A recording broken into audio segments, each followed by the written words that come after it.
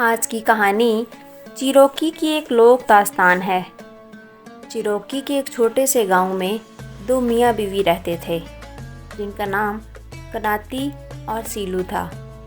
وہ دونوں خوشحال زندگی گزار رہے تھے، لیکن ان کی زندگی کبھی کبھار تناؤ کا شکار ہو جاتی تھی، جس کی وجہ کناتی کا اچانک اور شدید غصہ تھا۔ ایک دن دونوں میں کسی بات پر بحث ہوئی۔ کناتی کو اتنا شدید غصہ آیا کہ اس نے سیلو کو دھکا دیا۔ وہ فرش پر جا گری اور اس سے اس کی موت واقع ہو گئی۔ جب کناتی اپنے حواس میں آیا اور یہ سب جان کر کہ وہ غصے میں کیا کر بیٹھا ہے، وہ بہت ہی غم زدہ ہوا۔ وہ اکثر اپنی بیوی کے بارے میں سوچتا تھا اور پھر رو پڑتا تھا۔ ایک دن جب وہ غمگین بیٹھا تھا تو احساس ندامت نے اسے آ گھیرا۔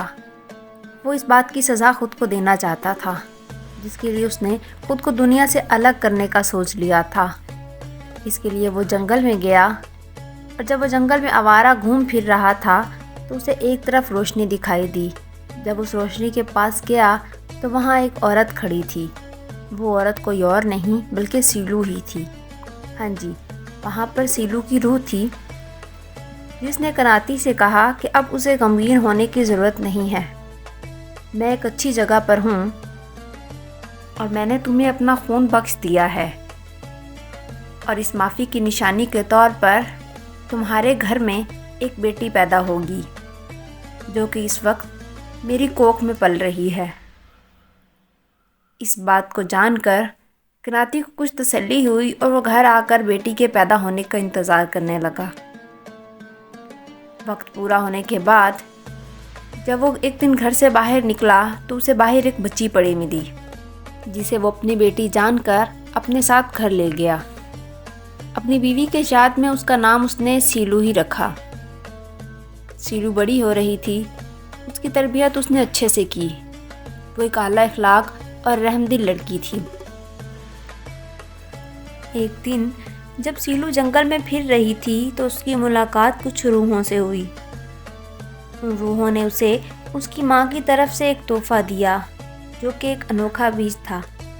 انہوں نے اسے بتایا کہ جب وہ اس بیج کو بوئے گی تو ایک ایسا درخت ہوگا جس پر ایک ایسا پھل ہوگا کہ اس جیسا لذیذ اور رسیلا پھل لوگوں نے پہلے کبھی نہ کھایا ہوگا۔